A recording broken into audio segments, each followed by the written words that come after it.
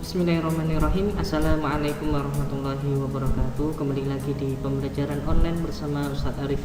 Baik teman-teman, di kelas 4A kembali lagi pembelajaran kita di pekan ini, yaitu tentang MUPEL IPS ya. Ini tentang sumber daya alam yang ada di Indonesia, seperti itu. Jadi materi yang kita pelajari adalah MUPEL IPS KD 3.1 tentang sumber daya alam.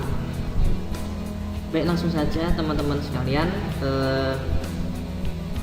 bisa menyimak materi yang Ustadz sampaikan ini. Nah, sebelum kita belajar lebih banyak berkaitan dengan sumber daya alam, nah, apa itu sumber daya alam? Jadi kita harus tahu dulu apa itu pengertian dari sumber daya alam. Ada yang sudah tahu, mungkin ada yang sudah membuka buku atau mencari di literasi yang lain.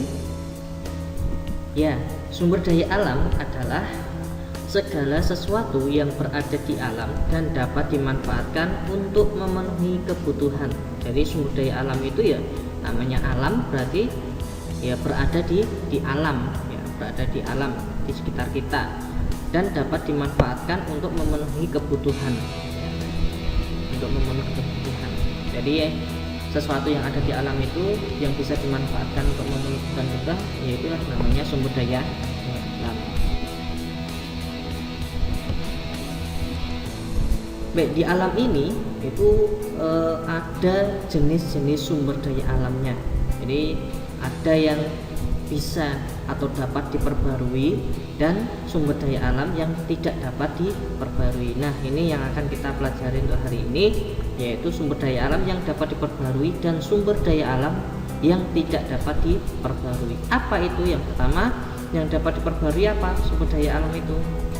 Nah, di semester 1 sudah kita singgung juga bahwa materi ini juga ada di semester 1 kemarin, bahwa artinya sumber daya alam yang dapat diperbarui itu adalah sumber daya alam yang tidak akan habis, ya, tidak akan habis walaupun digunakan terus menerus, ya.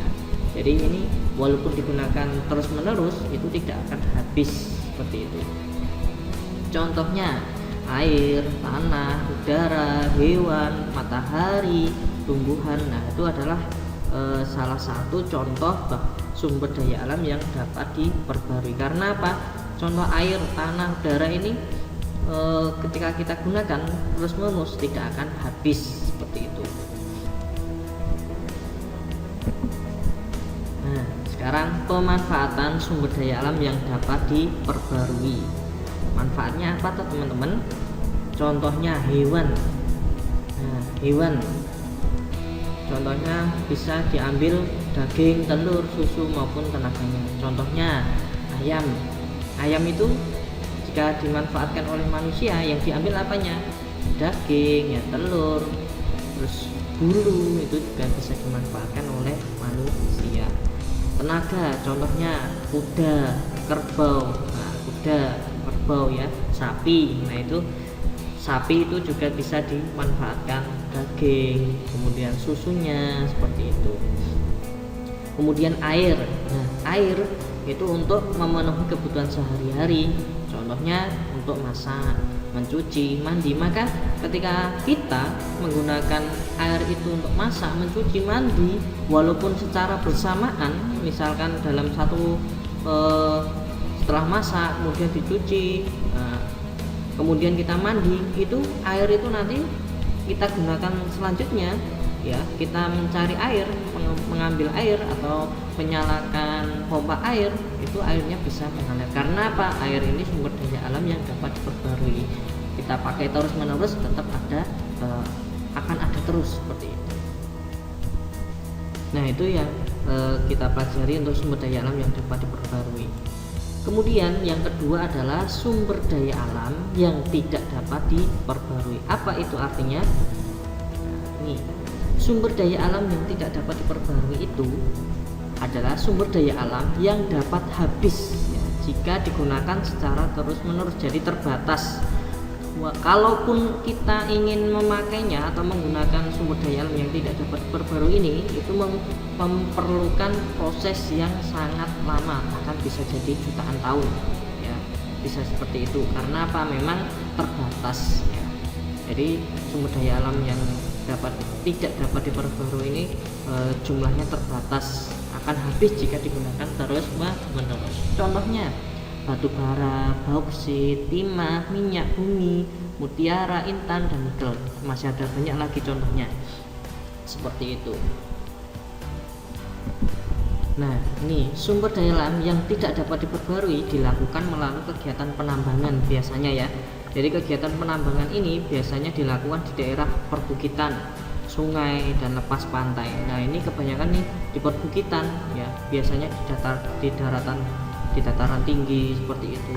Nah, pada penambangan sampai menyusuri gua-gua seperti itu untuk mencari biasanya banyak sekali ya hasil tambang seperti itu.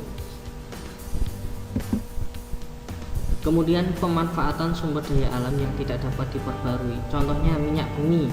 Minyak bumi itu pemanfaatannya adalah misalkan bensin untuk bahan bakar kendaraan bermotor, parafin untuk bahan pembuat lilin.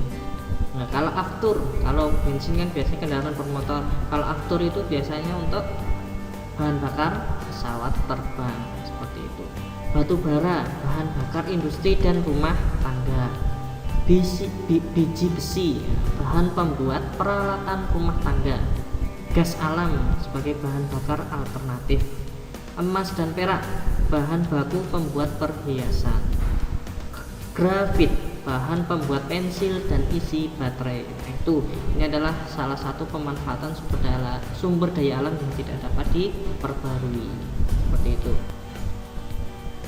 Nah, selanjutnya adalah manfaat sumber daya alam. Ini juga masuk di sumber daya alam yang dapat diperbarui juga contohnya. Nah, salah satunya ini ada 4 contoh, yaitu tebu. Ini termasuk tumbuhan ya. Tebu, sari tebu di batangnya untuk bahan baku gula pasir. Jadi gula pasir yang kita pakai itu ya berasal dari sari tebu gitu. Kemudian yang kedua adalah kina, kulit batangnya untuk obat malaria. Jadi kalau ada penyakit, orang yang sakit malaria bisa diobati dengan kulit batangnya pohon kina seperti itu. Kemudian karet. Nah, getah karet itu biasa kita gunakan tiap harinya, hampir setiap hari kita pakai, yaitu untuk bahan serat karet pada ban kendaraan ya. Kemudian bisa juga digunakan untuk sarung tangan, kemudian sepatu karet dan lainnya. Kemudian yang keempat adalah temulawak.